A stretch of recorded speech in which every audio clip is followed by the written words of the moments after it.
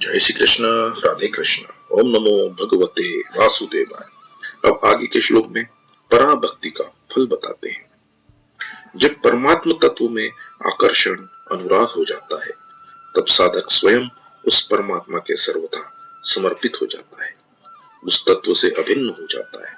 फिर उसका अलग कोई स्वतंत्र अस्तित्व नहीं रहता, अर्थात उसके अहम भाव का अति सूक्ष्म अंश भी नहीं रहता। इसलिए उसको प्रेम स्वरूपा प्रेमा भक्ति प्राप्त हो जाती है। उस भक्ति के परमात्म तत्व का वास्तविक बोध हो जाता है। ब्रह्मभूत अवस्था हो जाने पर संसार के संबंध का तो सर्वथा त्याग हो जाता है, पर मैं ब्रह्म हूँ, मैं शांत हूँ, मैं निर्विकार हूँ, ऐसा सूक्ष्म अहम भाव रह जाता है। यह अहम भाव जब तक रहता है तब तक परिचिन्नता और पराधीनता रहती है, कारण कि यह अहम भाव प्रकृति का कार्य है और प्रकृति पर है, इसलिए पराधीनता रहती है। परमात्मा की तरफ आकृष्ट होने से, पराभक्ति होने से ही यह अहम भाव मिटता है।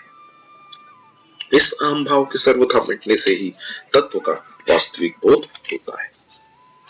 7वें अध्याय के आरंभ में भगवान ने अर्जुन को समग्र रूप सुनने की आज्ञा दी कि मेरे में जिसका मन आसक्त हो गया है, जिसको मेरा ही आश्रय है, वह अनन्य भाव से मेरे साथ दृढ़ता पूर्वक संबंध रखते हुए मेरे जिस समग्र रूप को जान लेता है उसको तुम सुनो। यही बात भगवान ने 7वें अध्याय के अंत में भी कही थी कि जरा मरण से मुक्ति पाने के लिए जो मेरा आश्रय लेकर नित्य करते हैं वे ब्रह्म, संपूर्ण आध्यात्म और संपूर्ण कर्म को अर्थात संपूर्ण निर्गुण विषय को जान लेते हैं और अधिभूत, अधिदेव और अधियज्ञ के सहित मुझको अर्थात संपूर्ण सगुण विषय को जान लेते हैं।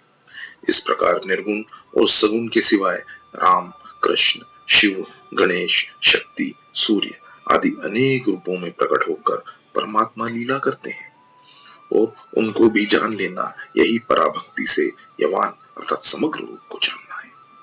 वे ही परमात्मा अनेक रूपों में, अनेक आकृतियों में, अनेक शक्तियों को साथ लेकर अनेक कार्य करने के लिए बार बार प्रकट होते हैं और वे ही परमात्मा अनेक संप्रदायों में अपनी अपनी भावना के अनुसार अनेक इष्ट देवों के रूप में कहे जाते हैं। वास्तव में परमात्मा एक ही है। इस प्रकार मैं जो हूँ इसे तत्व से जान लेता है। ऐसा मुझे तत्व से जानकर तत्काल मेरे में प्रविष्ट हो जाता है, अर्थात मेरे साथ भिन्नता का जो भाव था वो सर्वथा मिट जाता है। तत्व से जानने पर उसमें जो अनजानपना था वो सर्वथा मिट जाता है और वह उस तत्व में प्रविष्ट हो जाता है। यही पूर्णता है और इसी में मनुष्य जन्म की सार्थकता है। जीव का परमात्मा में प्रेम, रीति, प्रीति या आकर्षण स्वतः है, परंतु जब यह जीव प्रकृति के साथ संबंध जोड़ लेता है तब वह परमात्मा से विमुख हो जाता है और उसका संसार में आकर्षण हो जाता है। यह आकर्षण ही वासना, स्पर्हा, कामना, आशा, तृष्णा आदि नामों से कहा जाता है। इस वासना आदि का जो विषय प्रकृति जन्य पदार्थ है वह क्षणभंगुर और परिवर्तनशील है तथा यह जीवात्मा स्वयं नित्य और अपरिवर्तनशील है। परंतु ऐसा होते हुए भी प्रकृति के साथ तादात्म्य होने से यह परिवर्तनशील में आकृष्ट हो जाता है। इससे इसको मिलता तो कुछ नहीं पर कुछ मिलेगा, इस भ्रम वासना के कारण यह जन्म मरण के चक्कर में पड़ा हुआ महान दुख पाता रहता है। इससे छूटने के लिए भगवान ने योग बताया है। वह योग जड़ता से संबंध विच्छेद करके परमात्मा के साथ नित्य योग का अनुभव करा देता है। गीता में मुख्य रूप से 3 योग कहे गए, कर्म योग, ज्ञान योग और भक्ति योग। इन तीनों पर विचार किया जाए तो भगवान का प्रेम तीनों ही योगों में है। कर्म योग में उसको कर्तव्य रीति कहते हैं, अर्थात वह रति कर्तव्य से होती है। कर्मयोग की यह रति अंत में आत्मरति में परिणित हो जाती है और जिस कर्मयोगी में भक्ति के संस्कार हैं उसकी यह रति भगवत भक्ति में परिणित हो जाती है। ज्ञान योग में उसी प्रेम को आत्मरति कहते हैं, अर्थात वह रति स्वरूप में होती है और भक्ति भक्ति योग में उसी प्रेम को भगवत रति कहते हैं, अर्थात वह रति भगवान में होती है। भगवान में रति या प्रियता प्रकट होती है अपनेपन से। परमात्मा के साथ जीव का अनादिकाल से स्वतः सिद्ध संबंध है। अपनी चीज स्वतः प्रिय लगती है, अतः अपनापन प्रकट होते ही भगवान स्वयं प्यारे लगते हैं। प्रियता में कभी समाप्त न होने वाला अलौकिक विलक्षण आनंद है। वह आनंद प्राप्त होने पर मनुष्य में स्वतः निर्विकारिता आ जाती है। फिर काम, क्रोध, लोभ, मद, मत्सर आदि कोई भी विकार पैदा हो ही नहीं सकता। पारमार्थिक आनंद न मिलने से ही कामादि विकार पैदा होते हैं, अर्थात आनंद न मिलने से नाशवान वस्तुओं से सुख लेने की इच्छा होती है, जिससे सब विकार पैदा होती है। उत्पत्ति विनाशील वस्तु के साथ अपनापन करने से ही यह जीव भगवान से विमुक्त हो जाता है। विमुक्त होने पर भी भगवान की प्रियता कभी मिट नहीं सकती। नास्तिक से नास्तिक भी आफत पड़ने पर पुकार उठता है कि कोई ईश्वर है तो रक्षा करे। इस प्रकार इन तीनों योगियों में रति होने पर भी गीता में भगवत रति की विशेष रूप से महिमा गाई गई है। तपस्वी, ज्ञानी और कर्मी इन तीनों में से भी योगी समता वाला श्रेष्ठ है। तात्पर्य यह है कि जड़ता से संबंध रखते हुए बड़ा भारी तप करने पर, बहुत से शास्त्रों का, अनेक प्रकार का ज्ञान संपादन करने पर और ज्ञान, यज्ञ, तीर्थ आदि बड़े बड़े अनुष्ठान करने पर जो कुछ प्राप्त होता है वह सब अनित्य ही होता है, पर योगी को नित्य तत्व की प्राप्ति होती है। अतः तपस्वी, ज्ञानी और कर्मी इन तीनों से योगी श्रेष्ठ है। इस प्रकार के कर्म योगी, ज्ञान योगी, हठ योगी, लय योगी आदि सब योगियों में भी भगवान ने भक्ति योगी को सर्वश्रेष्ठ बताया है। यही भक्ति योगी भगवान के समग्र रूप को जान लेता है। सांख्य योगी भी पराभक्ति के द्वारा उस समग्र रूप को जान लेता है। उसी समग्र रूप का वर्णन यहाँ यवान पद से हुआ है। गीता में यवान को ही वासुदेव सर्वम कहा है। उसी तत्व को सत असत, परा अपरा, पुरुष प्रकृति, क्षेत्र क्षेत्रज्ञ आदि दो रूपों में बताया गया है और उसी तत्व को सत असत से भी परसत बताया है। उस तत्व को गीता में तीन रूपों से भी बताया है, अपरा, परा और अहम, क्षेत्र क्षेत्रज्ञ और माम, एवं क्षर, अक्षर और पुरुषोत्तम। इन तीनों के भगवान ने 6 भेद बताए हैं। अपरा क्रिया और पदार्थ, परा सामान्य जीव और कारक पुरुष, एवं अहम निर्गुण और सगुण। इन 6 भेदों को दृष्टांत के रूप में इस तरह समझे। जल तत्व एक होने पर भी उसमें 6 भेद हैं। उसमें परमाणु रूप से जल निर्गुण ब्रह्म है, भाप रूप से जल सगुण परमात्मा है, बादल रूप से जल कारक पुरुष ब्रह्म है, बूंदों के रूप से जल सामान्य जीव है, वर्षा रूप से जल सृष्टि रचना रूप क्रिया है और बर्फ रूप से जल पृथ्वी, जल, तेज, वायु आदि पदार्थ है। इस प्रकरण के आरंभ में अंतःकरण की शुद्धि रूप सिद्धि को प्राप्त हुआ साधक जिस प्रकार ब्रह्म को प्राप्त होता है, यह कहने की प्रतिज्ञा की और बताया कि ध्यान योग के परायण होने से वह वैराग्य को प्राप्त होता है।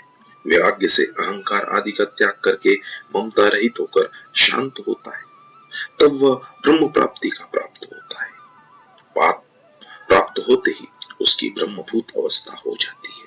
ब्रह्मभूत अवस्था होने पर संसार के संबंध से जो राग, द्वेष, हर्ष, शोक आदि द्वंद्व होते थे वे सर्वथा मिट जाते हैं और वह संपूर्ण प्राणियों में सम हो जाता है। सम होने पर पराभक्ति प्राप्त हो जाती है। वह पराभक्ति ही वास्तविक प्रीति है। उस प्रीति से परमात्मा के समग्र रूप का बोध हो जाता है। बोध होते ही उस तत्व में प्रवेश हो जाता है। अनन्य भक्ति से तो मनुष्य भगवान को तत्व से जान सकता है, उनमें प्रविष्ट हो सकता है और उनके दर्शन भी कर सकता है, परंतु सांख्य योगी भगवान को तत्व से जानकर उनमें प्रविष्ट तो होता है पर भगवान उसको दर्शन देने में बाध्य नहीं होते, कारण कि उसकी साधना पहले से ही विवेक प्रधान रही है, इसलिए उसको दर्शन की इच्छा नहीं होती। दर्शन न होने पर भी उसमें कोई कमी नहीं रहती, अतः कमी माननी नहीं चाहिए। उस यहाँ उस तत्व में प्रविष्ट हो जाना ही अनिर्वचनीय प्रेम की प्राप्ति है। इसी प्रेम को नारद भक्ति सूत्र में प्रतिक्षण वर्धमान कहा गया है। यह प्रेम गुण रहित है, कामना रहित है, प्रतिक्षण बढ़ता रहता है, विच्छेद रहित है, सूक्ष्म से भी सूक्ष्मतर है और अनुभव रूप है। इस प्रेम में सर्वथा पूर्णता हो जाती है, अर्थात उसके लिए करना, जानना और पाना कुछ भी बाकी नहीं रहता। इसलिए न करने का राग रहता है, न जानने की जिज्ञासा रहती है, न जीने की आशा रहती है, न मरने का भय रहता है और न पाने का लालच ही रहता है। जब तक भगवान में पराभक्ति अर्थात परम प्रेम नहीं होता, तब तक ब्रह्मभूत अवस्था में भी मैं ब्रह्म हूँ यह सूक्ष्म अहंकार रहता है। जब तक लेश मात्र भी अहंकार रहता है, तब तक परिचिन्नता का अत्यंत अभाव नहीं होता, परंतु मैं ब्रह्म हूँ यह सूक्ष्म अहंकार जब तक जन्म मरण का कारण नहीं बनता, जब तक उसमें प्रकृति जन्य गुणों का संग नहीं होता, क्योंकि गुणों का संग होने से ही बंधन होता है। उदाहरणार्थ, गाढ़ी नींद से जागने पर साधारण मनुष्य मात्र को सबसे पहले यह अनुभव होता है कि मैं हूँ। ऐसा अनुभव होते ही जब नाम, रूप, देश, काल, जाति आदि के साथ स्वयं का संबंध जुड़ जाता है, तब मैं हूँ यह अहम भाव शुभ अशुभ कर्मों का कारण बन जाता है, जिससे जन्म मरण का चक्कर चल पड़ता है। परंतु जो ऊंचे दर्जे का साधक होता है, अर्थात जिसकी निरंतर ब्रह्मभूत अवस्था रहती है, उसके सात्विक ज्ञान में सब जगह ही अपने स्वरूप का बोध रहता है।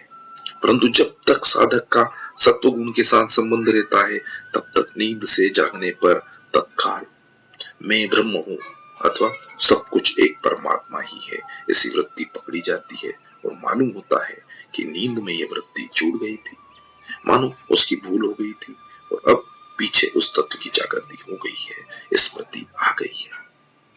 गुणातीत हो जाने पर अर्थात गुणों से सर्वदा संबंध विच्छेद होने पर विस्मृति और स्मृति ऐसी दो अवस्थाएं नहीं होती, अर्थात नींद में भूल हो गई और अब स्मृति आ गई ऐसा अनुभव नहीं होता। प्रत्युत नींद तो केवल अंतकरण में आई थी, अपने में नहीं, अपना स्वरूप तो चौंका त्यों रहा ऐसा अनुभव रहता है। तात्पर्य यह है कि निंद्रा का आना और उससे जागना ये दोनों प्रकृति में ही है, ऐसा उसका स्पष्ट अनुभव रहता है। इसी अध्याय को 14वें अध्याय के 22वें श्लोक में कहा है कि प्रकाश अर्थात नींद से जागना और मोह अर्थात नींद का आना, इन दोनों में गुणातीत पुरुष के किंचित मात्र भी राग और द्वेष नहीं रहते। परिशिष्ट भाव यह है कि मैं जितना हूँ और जो हूँ यह बात सगुण की ही है, क्योंकि यवान तवान निर्गुण में हो सकता ही नहीं, प्रत्युत सगुण में ही हो सकता है। चतुश्लोकी की भागवत में भी भगवान ने यवान पद का प्रयोग करते हुए ब्रह्मा जी से कहा है, मैं जितना हूँ, जिस भाव वाला हूँ, जिन रूप गुण और कर्मों वाला हूँ, उस मेरे समग्र रूप के तत्व का यथार्थ अनुभव तुम्हें मेरी कृपा से ज्यों का त्यों हो जाए। यवान यश्चामीस्मि का वर्णन भगवान ने 7वें अध्याय के 3रे श्लोक में किया था। इसे सगुण की विशेषता तथा मुख्यता सिद्ध होती है। ज्ञान मार्ग में चलने वाले को जब ज्ञानोत्तर काल में भक्ति प्राप्त होती है, तब उसमें तत्व से जानना, ज्ञातवा और प्रविष्ट होना विषय ये दो ही होते हैं, दर्शन नहीं होते। उनमें कोई कमी तो नहीं रहती, पर दर्शन की इच्छा उनमें नहीं होती। परंतु आरंभ से ही भक्ति मार्ग में चलने वाले को तत्व से जानने, ज्ञातुत्व और प्रविष्ट होने, प्रविष्ट के सिवाय भगवान के दर्शन दृष्टम भी होते हैं। इसलिए ज्ञान मार्गी संतों में भगवत प्रेम भक्ति की बात तो आ जाती है, पर दर्शन की बात नहीं आती है। जैसे विभिन्न मार्गों से आने वाले व्यक्ति दरवाजे में प्रविष्ट होने पर एक साथ मिल जाते हैं, ऐसे ही विभिन्न योग मार्ग पर चलने वाले साधक भगवान में प्रविष्ट होने पर एक हो जाते हैं, अर्थात अहं की सूक्ष्म गंध भी नहीं रहने से उसमें कोई मतभेद नहीं रहता। प्रेम की दो अवस्थाएं होती है, पहली कभी भक्त प्रेम में डूब जाता है, तब प्रेमी और प्रेमास्पद दो नहीं रहते, एक हो जाते हैं, और दूसरी कभी भक्त में प्रेम का उछाल आता है, तब प्रेमी और प्रेमास्पद एक होते हुए भी लीला के लिए दो हो जाते हैं। यह पहली अवस्था को बताने के लिए विषय पद आया है। जय श्री कृष्ण, राधे कृष्ण। ओम नमो भगवते वासुदेवाय।